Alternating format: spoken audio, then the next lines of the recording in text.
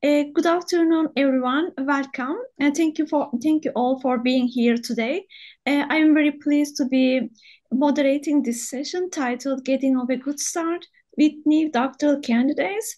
My name is Rahime ERBAŞ. I am from Istanbul University. I will be guiding our discussion this afternoon. As you know, the beginning of a doctoral journey, also a master's study, can be both exciting and overwhelming, not just for the students themselves, but also for supervisors, support staff, and wider academic community. But we are very fortunate to be joined by two fantastic speakers from the University of Glasgow. They have both lots of experience and knowledge in supporting researchers.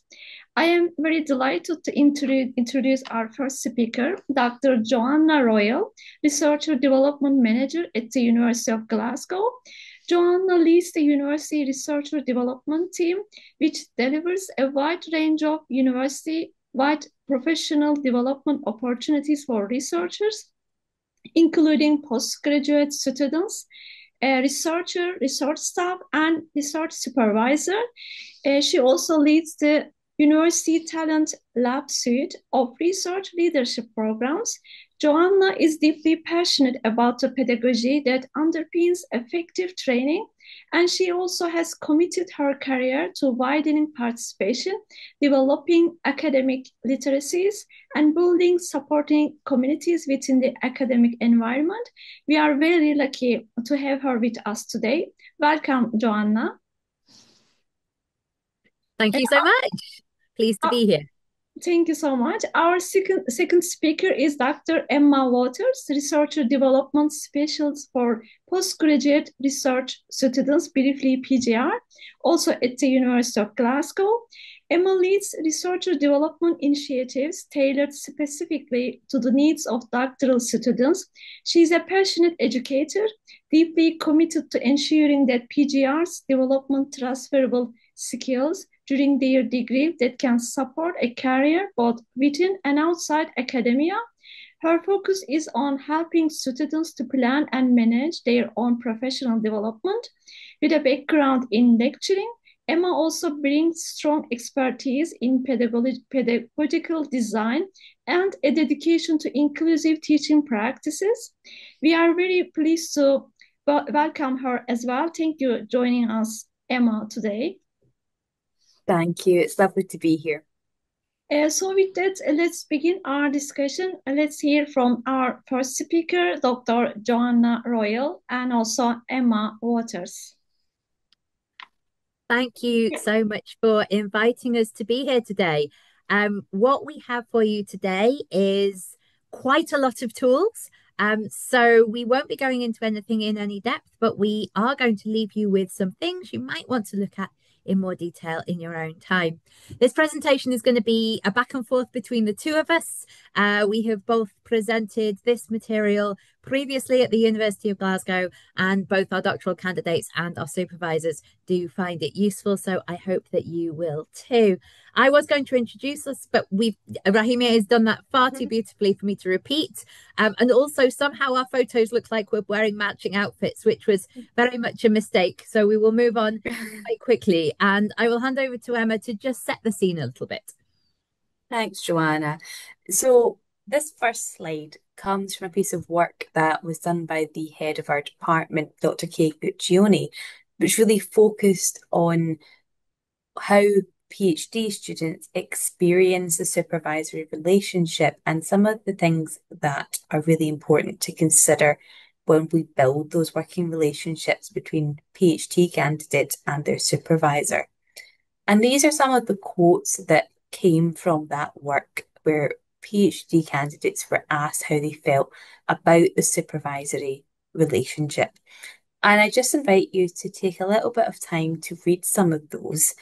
And if you feel like you have an idea how you feel about that, do you relate to it? Does it make you feel in a certain way? Let us know in the chat. So I will just read the first one. I'm not sure where things have to happen in the way that they happen. I don't know where the why comes from. It works so differently to any other workplace I've been in, and I just can't figure it out. I'm part of a process and I don't know what part.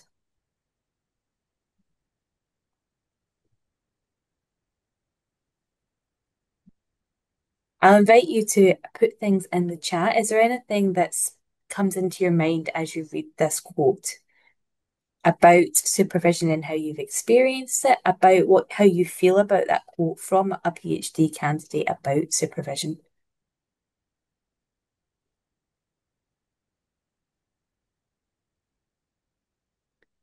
And please do contribute as you go. So if you can't think of anything just now, but something comes to you later, we will keep an eye on the chat. So please do share your feelings as you go.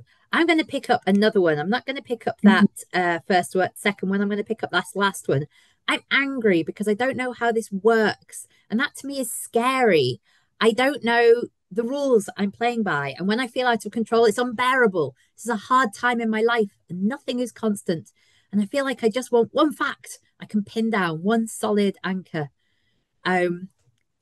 Wow, what an emotional kind of vibe that is, I think. A thread that comes across a lot of these can be uncertainty from the part of the PhD candidate, and that uncertainty can be very difficult to manage, particularly around this working relationship with a supervisor when it's really unknown how that is going to work. That can cause a lot of stress for a candidate. And one of the themes we'll pick up today is the idea about expectations between PhD candidate and their supervisor. Again, this comes from a study that I've already introduced, where only 7% of the PhD candidates who were interviewed said that they had had a discussion with their supervisor about the expectations of that working relationship. And of the only 7% who had the conversation, 70% of them said that those expectations were not what they initially expected. And what I think we'll lead on to talk to today is that idea of expectations and communication and why that's really important for thinking about getting off to a good start with doctoral candidates. So we're going to talk briefly about that transition being very emotional and what that's like for doctoral candidates. We're going to introduce you to the main tool of today, which is some things to help with that expectation setting. If we have time, and there is a risk we won't, but if we have time, we want to talk to you about some of the cultural aspects of that expectation setting and give you another tool to work with there. And then we're going to send you away with 2 bonus resources that we don't have time to go into today, but we think are really useful in developing your pedagogy as a supervisor, or if you're a doctoral candidate, developing your thinking about how you work with your supervisor. So, transition is emotional, and we don't talk about emotions a huge amount in the academy, but actually emotions underpin how well we can do research.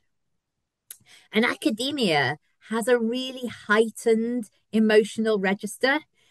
So when you start a PhD, there's a whole socialization bit about what is vocation, what is the academic self. As a friend of mine, Katie Barclay has written on really well recently. And if you want a kind of theoretical lens for that, then I think Meraziv's disorienting dilemma is a great way of thinking about that kind of moment of transformation where our doctoral candidates are like, what's going on here? What do I need to be able to do? How am I going to get through this?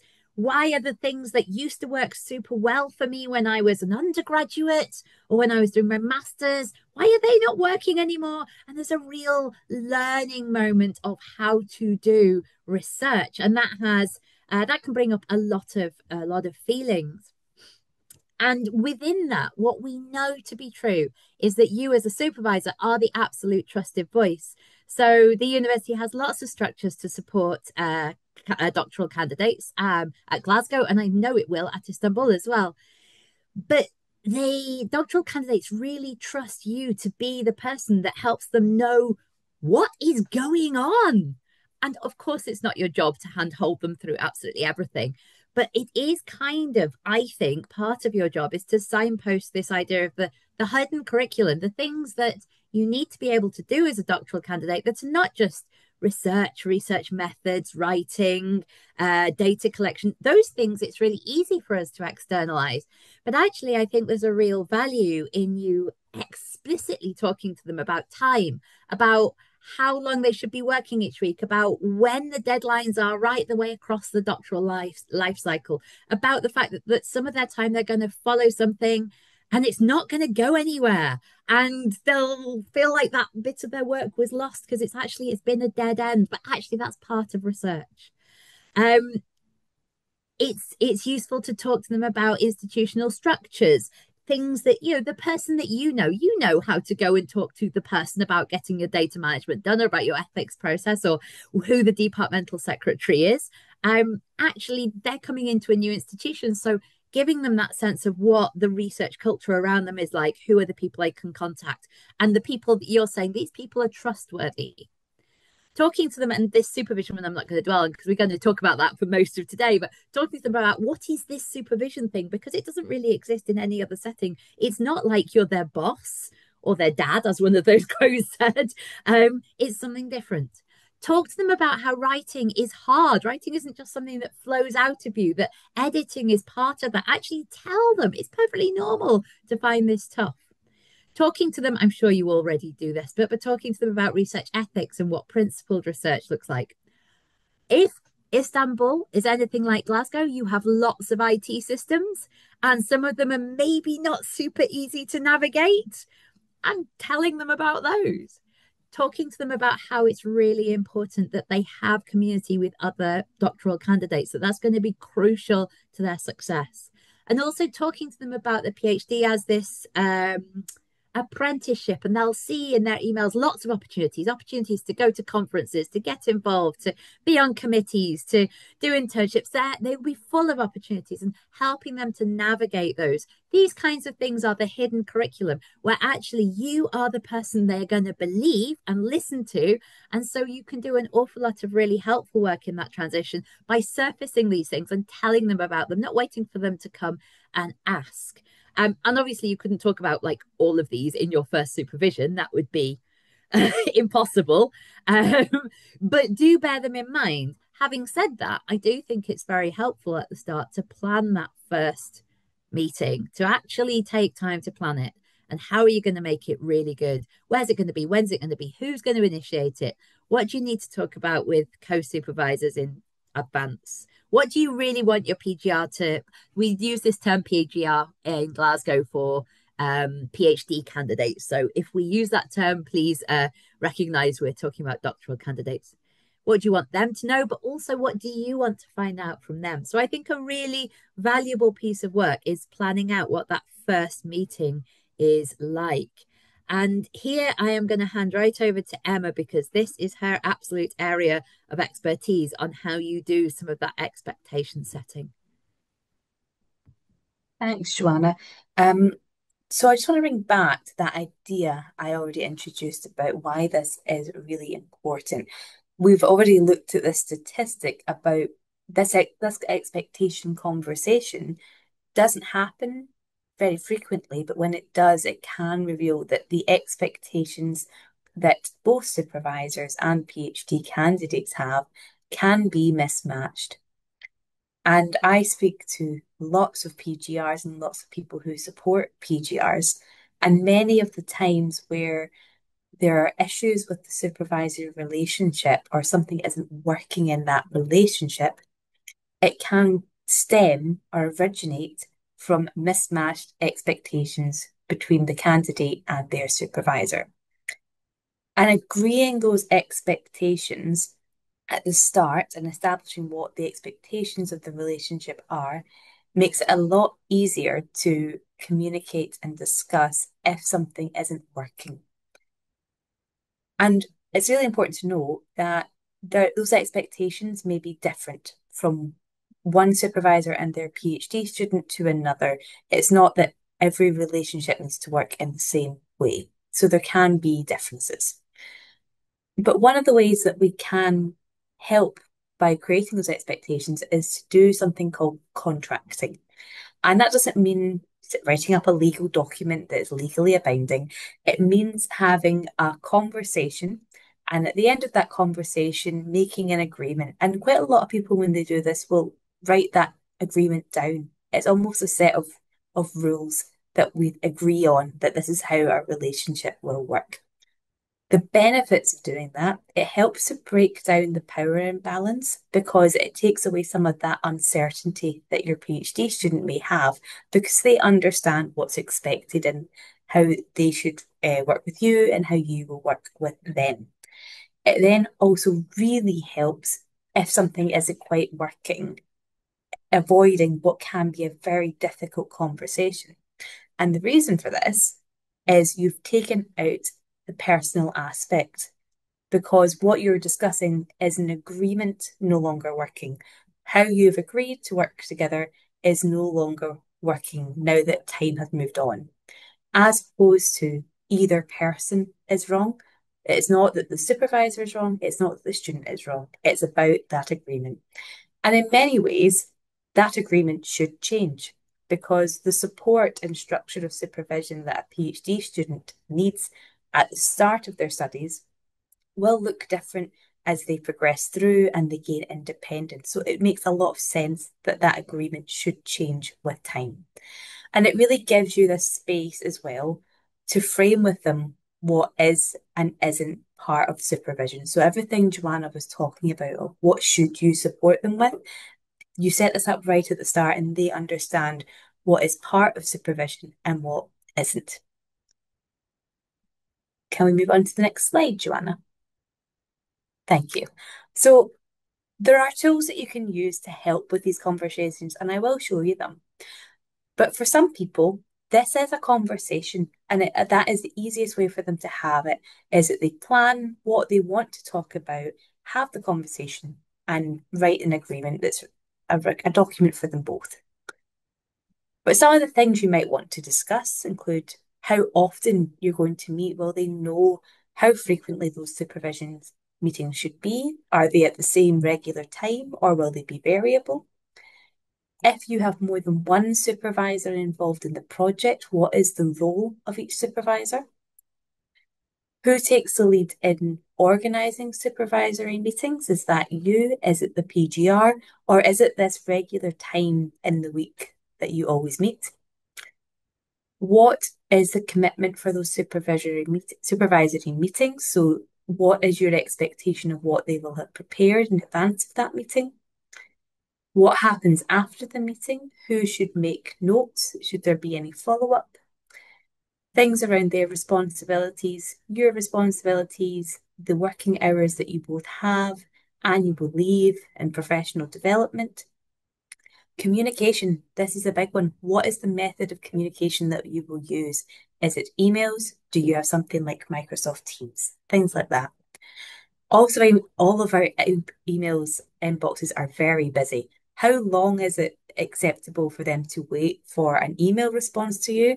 Or if you're like me, can you get an email in your inbox that you think you've replied to and then forget about, and you're totally fine with somebody emailing you a week later to follow up because you haven't got back to them? Writing as well, having conversations about writing as a PhD student and how that they should be doing this. Again, feedback is a big one in supervision as well. So how much time do you need to give them to do the work, and how much time do they need to give you in order for you to provide the feedback, and when should those deadlines be?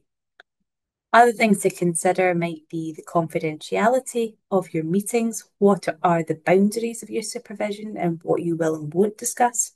And what to do if there is a problem that comes up with this agreement. So if the agreement's not working later down the line, how will you address it?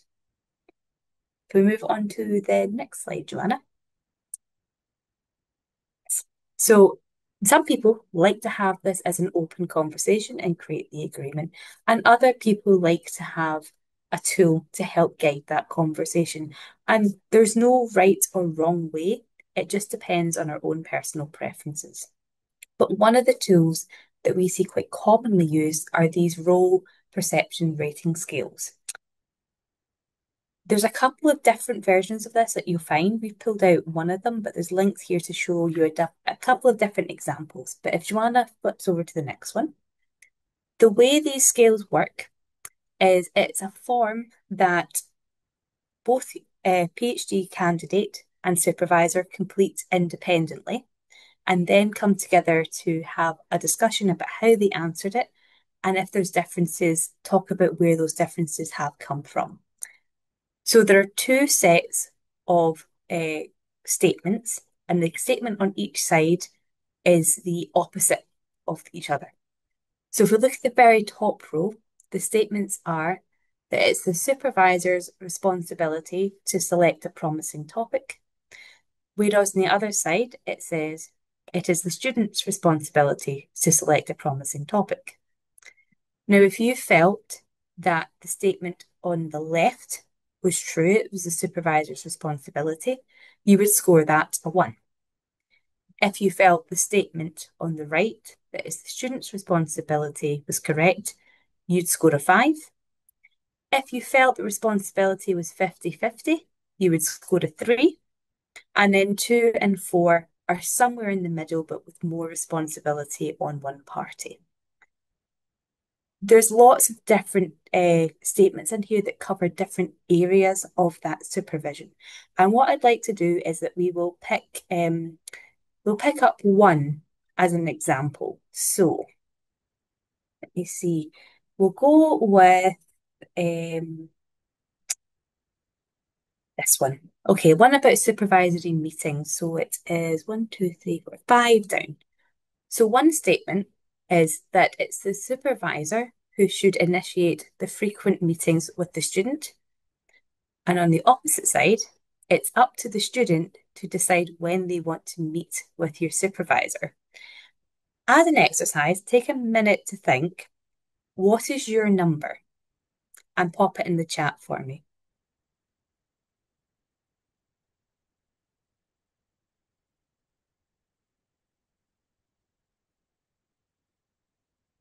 Thank you. Okay, we've got some coming in.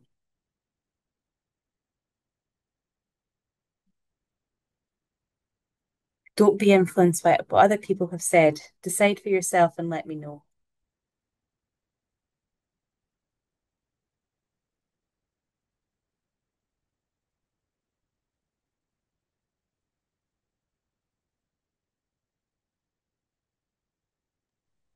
I think really key to this is none of these have a right and wrong answer.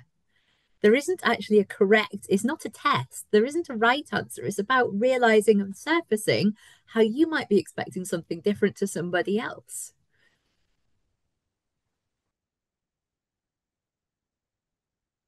Yeah. And how interesting, even with just some of us answering, we have had quite a scale of responses. We have had it being on the supervisor side and on the student side. And this is the point here, is it helps us surface what those different expectations are. Okay, just as Joanna said, there's no right or wrong here. There's no correct answer to get to because supervision looks different in every pairing.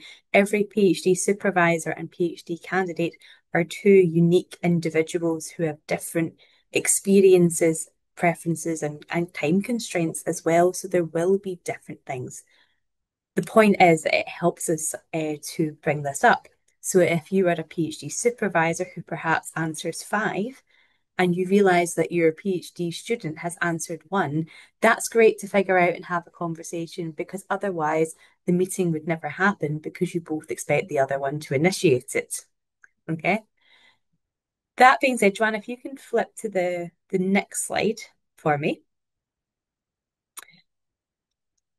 There are sometimes issues with these kind of forms, and some people don't like them. So if I put that up there and you felt this isn't a tool for you, again, that's okay. It might be better as a natural conversation. Now, some of the reasons that you might want to think about using it include, are those statements being interpreted in the same way by the supervisor and the PhD student? That can cause sometimes misunderstanding. So I would always say that before you talk through your answer, you first of all talk through what did you interpret that statement to mean. The other thing is that it's a limited set of questions. So there may be things that you want to discuss that aren't included in that form. Okay, and it's not to say that you can't go out of it. It's just to be aware that there are some things about it that you might want to consider. And particularly making sure that you don't use it in a way that would make a PhD candidate feel intimidated. So I have spoken to PGRs before who have said, no, my supervisor suggested that I did fill the form in, but I went into the meeting feeling like I couldn't question what the supervisor had said, and that if I hadn't put the same number down, that I was wrong. So they didn't feel like it was that piece of understanding the expectations. They felt it was almost like a test. So it's about establishing why we might use this and what the purpose of doing it is. I say it's a very good tool. It's very commonly used. It's just to be aware of that there are some nuances around it to be aware of. Out of interest, has anybody, and feel free to come off mute or to tell me in the chat, has anybody used a tool like this and did you find it useful?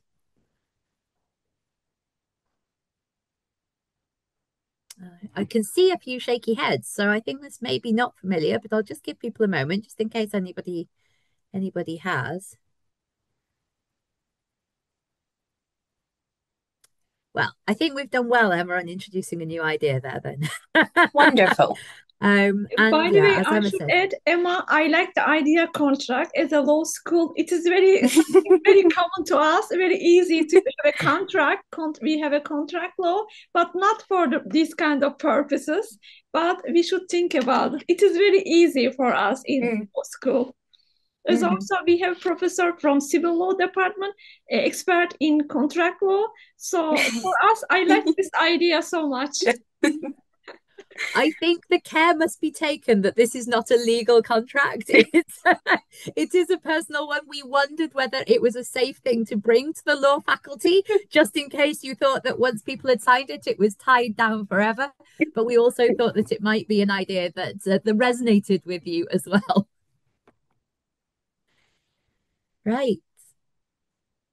Why do we need to talk about expectations? So the key thing we wanted to bring you today was that thing that Emma's just talked about doing that expectation setting right at the start and how that can send you in a much more positive direction. And so those quite, I think, quite upsetting quotes that we started with, we can avoid that happening if we've really done the work at the start to set up a good relationship.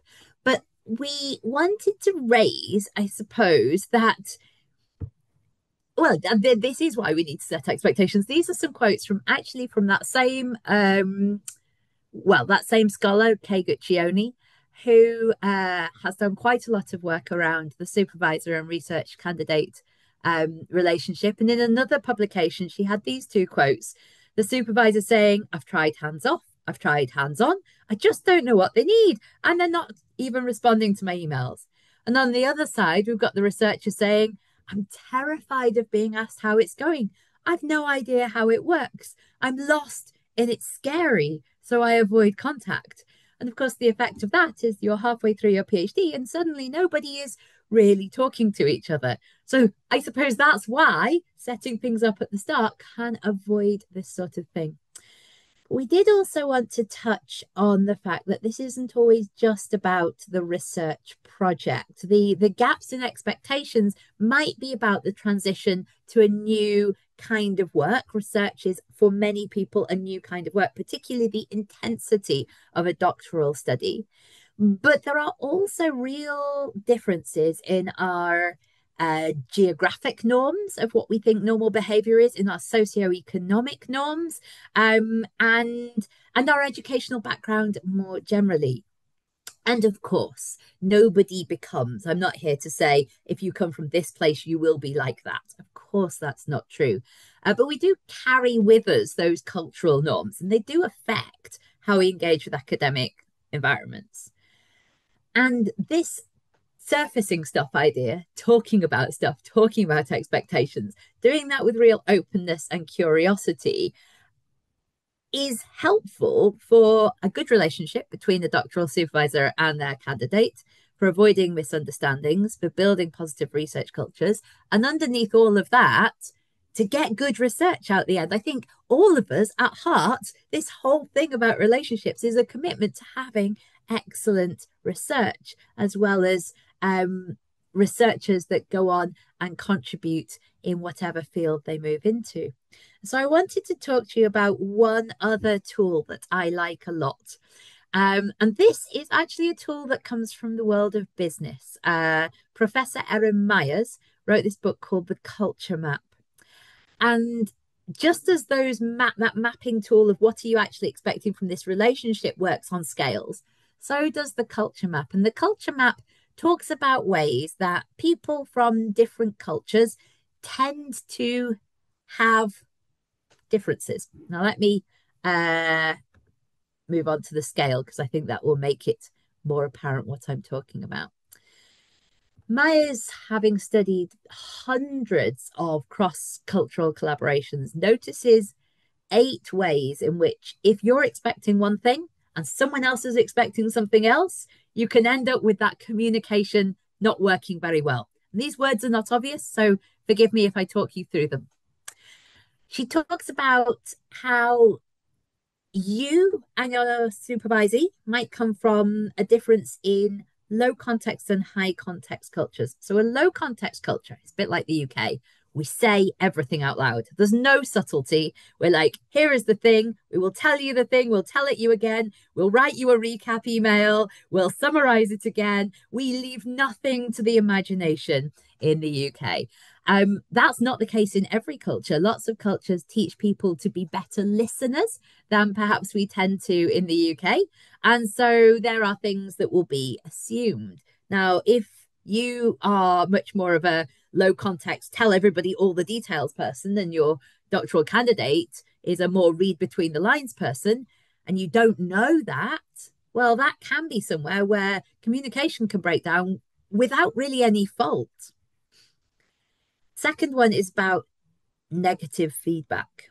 So in some cultures, when something's wrong, you're like, this is what's wrong. Here's the list of things that you need to do to change. Very, very direct. In some cultures, that will be very affronting. And when I talk about cultures very broadly, I am not just saying someone from this country or that country. It might be your background. So I take direct negative feedback very badly. I absolutely hate it. It really stresses me out. And one member of my team loves it. He really likes to be told exactly what needs done. And even in that relationship, the value of talking about that between the two of us has helped us to communicate better. The persuading scale is about how you convince somebody. And I think this scale is most relevant when you're teaching your doctoral candidates to communicate their ideas.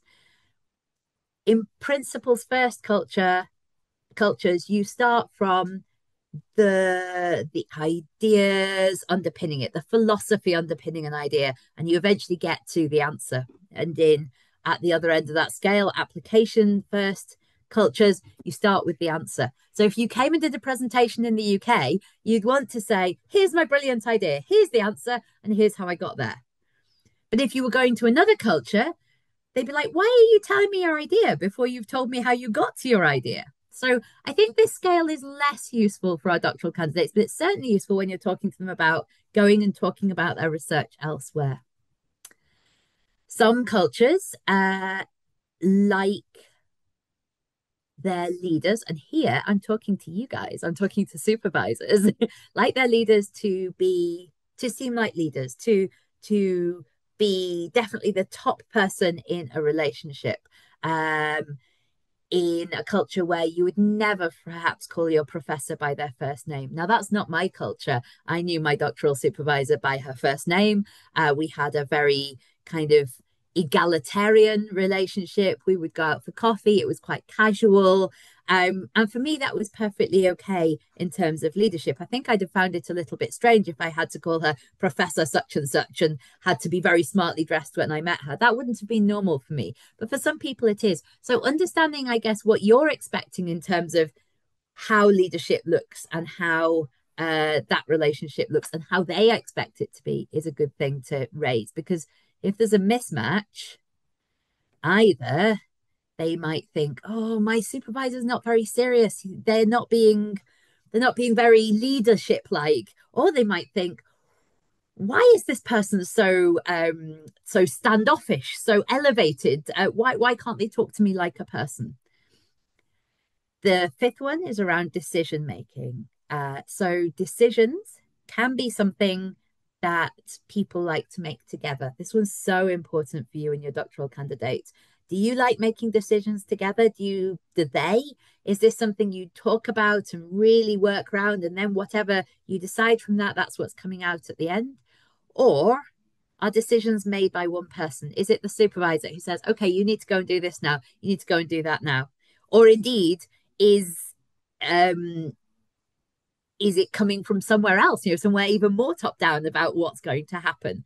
Really making sure that both sides know how decision making works, and that every one of these is not right or wrong, can be helpful.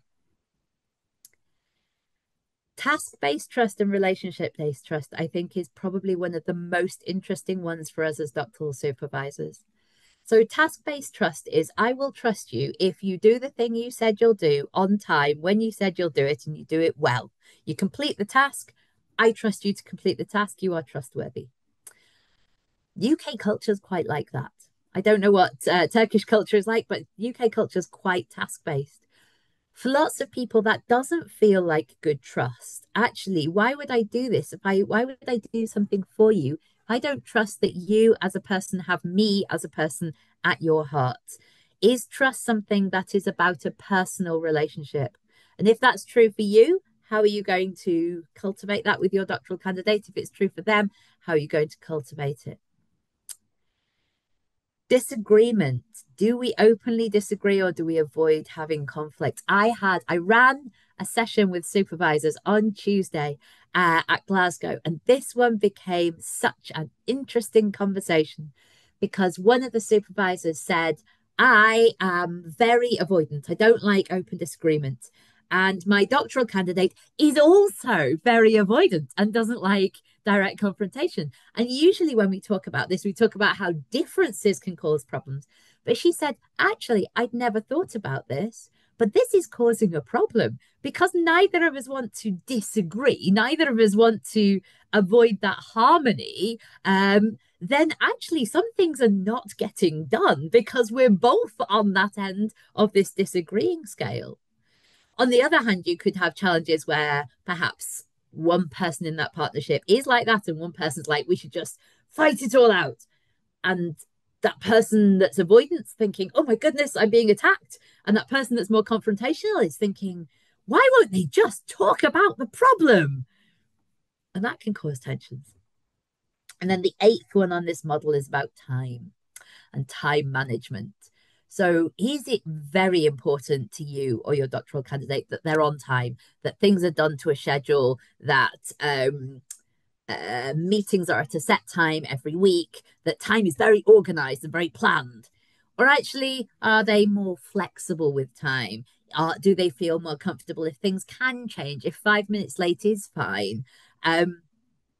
Because I've definitely seen situations where supervisors and their candidates, one of them thinks they're being massively disrespected because the other one is often 5 minutes late. And they think, how rude, why is this person disrespecting me? And that other person wasn't being disrespectful at all. It's just they didn't think 5 minutes late was really an issue. So I think these are all about ways that we communicate. They, as I say, they come from business, but I think there's real applications to that relationship between you and your supervisee. And what I thought we'd do, and my final point is, even if you look, every single person is different in a culture, but there are definitely some cultural trends. And even countries that are very close to each other might be more different than you think. So when we were talking to Rahime about this, and I said, how international is the University of Istanbul? And she said, oh, it's super international, which was really exciting for me to hear about. And she said, but from a lot of that internationality is from other Turkic speaking countries and areas. So it is international, but we have certain areas, like we have certain areas that we recruit from a lot. And I thought this would be such a useful model to share with you, just to point out that even though a culture might seem quite similar to yours, it can be surprisingly different on some of these things, like how you schedule time or how you make a decision, even though they feel very close. The example I just gave there is Germany and Spain because they're, geographically very close. So it can be very helpful to talk about these things. So what I thought I'd do, if Emma, I believe I have time. You think I have time? Okay, I'm going to drop a little worksheet, which is you can use at any time, that just has these scales on it into the chat. And I'm going to invite you to just put a little X where you think you are on those scales for yourself. We're not going to ask anyone to share this. This is for you. And then think of a doctoral candidate, or if you are a doctoral candidate, think of your supervisor and put some crosses where you think maybe they are. And just notice if there's any really obvious differences. The URL I've put there is a blog post about how this tool can be used in supervision, by the way, and we will reshare these slides so you can go back to it. I'm going to stop sharing for a moment so that I can pop this tool into the chat for you to have a quick look at for a couple of minutes. Why is this not working?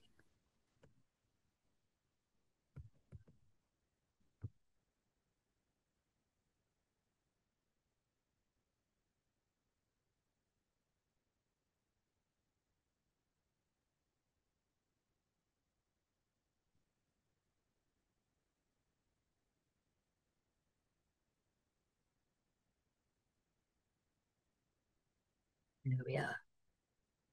So I will be, as I say, I'll just be quiet for a couple of minutes whilst you do that for yourself, just as an interesting thought exercise.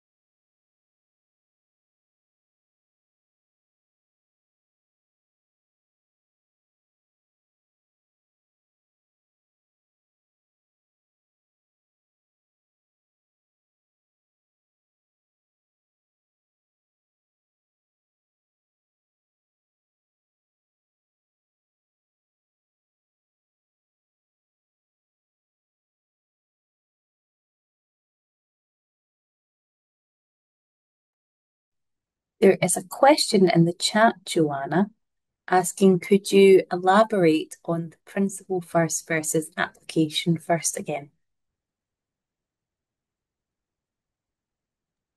Yes, of course. I think this one is probably, of all the scales, the least relevant to today. So I did skim over it a little first, but this is about how you persuade somebody else that your idea is good. And this becomes very relevant in doctoral writing and presenting of ideas. So being aware that at a principles first stage, you would begin from, if you like, first principles. I think that might be a nice way to express it. So you would start from the very, very baseline underpinning ideas of something, and you build up maybe the history of a piece of research, what the background to it has been, what the background to the methods have been, why those methods were chosen, what the data was that you collected, and only very much at the end would you say, and here's the thing we found out, here's the outcome of that piece of research. And in contrast, in an application first setting, you might say, here's my big idea, here's the thing I found out, and then you'd piece it backwards from the big idea at the start. Now, this becomes very relevant in how you write a doctoral thesis, and that will be cultural to your discipline, cultural to your country, cultural maybe even to your very specific area of research. And that might not be a challenge for a doctoral candidate who is already coming from that discipline and has been schooled up in it. But actually, it could be if they've, for example, moved slightly from another area of law, another area of practice into your area of practice, and the way that they would normally communicate an idea actually doesn't match with how you communicate in your discipline. And telling them that can be really helpful. I hope that helps.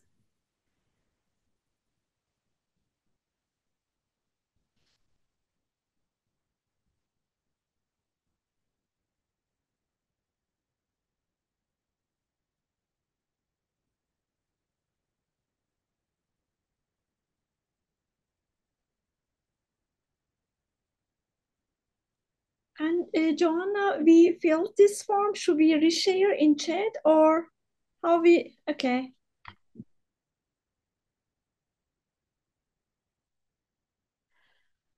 Right. I think I've given you all long enough for that. I'm not going to make you physically share it with me because that would be very intrusive. But what I'd love to hear from you in the chat is, was there something that surprised you or you noticed? Or if you feel confident coming off mute, please do that. It would be lovely to hear your voices. But maybe something that came out of that you thought, oh, interesting. I'd not thought of that. Or here's a difference I've noticed. There might be just one of the scales stood out to you. Was there anything that people looked at and went, interesting?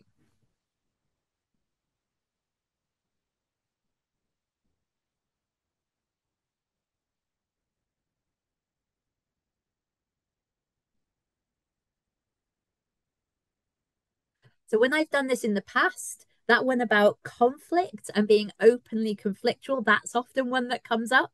The time one often comes up. What are people expecting in time? The leadership one often comes up. What do I think my supervisor should look like as a leader? And also quite often, I suppose, the negative feedback one. I think I hear that one a lot. I've had some very interesting conversations with supervisors or with academics generally who say, and of course this is a stereotype, but why do Brits just not, why are they so bad when I tell them what's wrong? Why do they get so sensitive about it? And I've had some very funny but very frank conversations with people saying, well, that is quite culturally normal to us, that very direct negative feedback feels like an attack. And you probably feel like you're just being really helpful and raising a problem. But actually, for some people, that doesn't feel like that. So I can imagine that those are scales that perhaps some of you thought, oh, this could be an interesting reason that maybe something is working well or isn't working well in my supervisory relationship. Joanna, this is very eye-opening because I see this kind of consideration from the Turkish students who also proceed their PhD in abroad, especially in Europe. They make these kind of differences. Now I can understand them very well in a structural terms.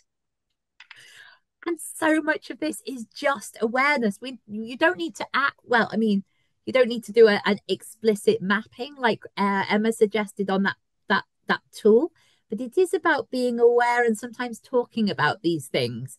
Maybe in a roundabout way, maybe across your conversations with your doctoral candidates, just so you're really cognizant that what might seem like someone being difficult is just just a misunderstanding of culture. Right. I would still love to hear from people. Oh, was there something in the chat? There was. One, yes. During my time working at the university, I realized that when giving feedback, I had to treat each student differently according to the way they were motivated. Absolutely that. Yeah, that's so, so important, actually. The other thing to say about this is every single relationship is different, isn't it? So you really have to be, you can't like have one way of supervising. It's not like lecturing where you can kind of have a way that you've developed that sort of works in most situations. Because the supervisory relationship is a relationship, every single time it has to be different. Thank you so much for adding that. Aware of time, I think we should give out these two bonus bits of treasure, Emma. Obviously, we've been talking about things to think about at the start, particularly that mapping tool that Emma gave you, but thinking about your role as a supervisor is not just something you do right at the start. They are not a one and done conversation. They are something to keep live throughout that relationship. And also to really stress that supervision, I don't think this is always said out loud. Supervision is a pedagogy, it's a form of teaching. So to grow our praxis, so our practice and our theory, we need to keep on engaging with tools, engaging with scholarship, reflecting on how we supervise, and so on. Which leads me to the two bonus pieces of treasure that we're going to give you to take away and maybe think about in your own time. Emma, do you want to pick? Well, the first one's the UKCGE framework. Do you want me to pick that one up and you can pick up the second one? Amazing. Okay. So the first one, and you've got the URLs for both of them, is this tool. I think this is fantastic. So the UK Council for Graduate Education got one of the best scholars on supervisory practice, Stan Taylor, to do a very long piece of work, out of which he built this framework for good supervisory practice. And what I love about this is it has 10 sections, and they really are about the story of doing a whole PhD. How do you recruit the right doctoral candidates? How do you build your relationship with them? That's kind of where we've been sitting today. How do you build your relationship with the co-supervisors? How do you make sure their research project is high quality and getting done? How do you help them write? How do you give them feedback? How do you make sure the progress on that project stays in progress and the PhD candidate isn't somehow there for, 10, 15 years still trying to finish? How do you support the personal and career development of that person? How do you support it for completion and Viva? How do you support candidates to publish, to go to conferences? And how do you reflect on being a supervisor yourself? What I love about this framework is it gives you ideas, it gives you prompt questions to think about, and it gives you loads and loads of reading that you could go and do if you wanted to, but it summarizes a lot of that reading as well. And I think that can be very helpful because, of course, reading about pedagogy is a whole second discipline, and we don't usually have enough time to be reading up in our own discipline, never mind in a second one. But this website gives so much useful, reflective material. It also gives you the opportunity to work towards accreditation for your supervision. And if anybody is interested in that, I think we don't have time to talk about it today, but please do feel invited to contact Rahime, and Rahime, you can put them in touch with me. I'm really happy to talk about that further because I think it is really valuable to do the work towards getting recognition for your supervision. But the framework itself is useful in its own right. So that's our first piece of treasure. And Emma, our second piece of treasure. Yeah, and this really is a bit of treasure because Joanna and I only found out about it this morning in another meeting. This is a brand new toolkit that has come out of the Economic and Social Research Council as part of UKRI. And it is a series of tasks designed to help PhD students and their supervisors set up good working relationships. So it's a bit like what I introduced earlier of giving you tools and tasks to complete with a supervisor and PhD student to help explore different aspects of both the supervisor relationship, but also what it is to be a PhD student. So if you like the idea of a tool and having a task that you can work through. This is another thing that is now available to you to use. So again, the link is in there and you can download the toolkit as a PDF. We've had a quick look at it and there's some really interesting things in there to use in your supervision. Ace. And we have 1 minute to wind up. So I'm going to rattle through our last slide, which is I suppose just a summary of what we've said, which is to have that good start with your PGRs, recognize they're going through a quite disorienting transition, make time to discuss those underpinning expectations of what your working relationship will be. Make sure that's a two-way conversation so that you can really hear what your doctoral candidates are saying their needs are. Surface some of those cultural norms. Is something going actually wrong in their research, in their relationship with you, or is it just a mismatch of expectations? Consider an actual written contract that you keep live and keep changing. And I would say at the end, continue to reflect on your practice, engage with some of that scholarship, have peer conversations. I would love to find out that you guys had all gone away and talked about this over your coffee break and, not just gone away and forgotten it all, but actually continued to talk about it. And I do encourage you as you leave to maybe to make that live for you, to think of one really useful thing from today that I'm not going to ask you to share it, but privately to yourself, something that you're going to think about or do as a consequence of being here with us today. It really has been a privilege. We were so flattered to be invited. We hope we have given you something useful to go away and think about. And yes, we've just been so grateful to be here. Thank you, Rahime, for inviting us. Thank you so much, Jonna and Emma. It's really eye-opening for me. I am very glad I learned this in my young age, in my academic career. So I have a long way to supervise. So I feel very, very fortunate today. But before we end, is there any question or any comments?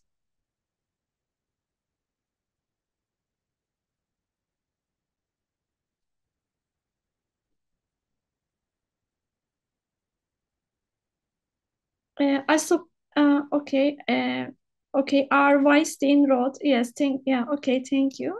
And then I am reaching the end, so I would like to emphasize to wrap up. Really, today's session I enjoy a lot, and I learned. And I noticed, first, I would like to thank both of our speakers, Dr. Jonna Royal and Dr. Emma Waters, for sharing us with today their invaluable insights, experiences, and practical guidance. It is very clear to me getting off a good start with doctoral candidates is not just about early meetings. It's also about very cultural communication and sustained support. So I think whether you are a supervisor, a researcher, developer, or someone working behind the scenes, our role is in shaping this research culture is very crucial. Also, I would like to thank everyone here join us. I hope everyone here today living with fresh perspective, useful ideas, and renewed commitment to supporting doctoral journey. I am very grateful to Joanna and Emma. This is very, very, the only word, I mean, if there is something, only one word for this session, it will be eye-opening. Thank you so much, Joanna and Emma.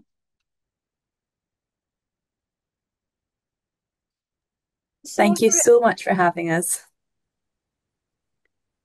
And thank you for all your lovely comments in the chat. We are touched. Yes, I'm so happy and thank you so much. Then I am ending the meeting. Have a good afternoon. Bye.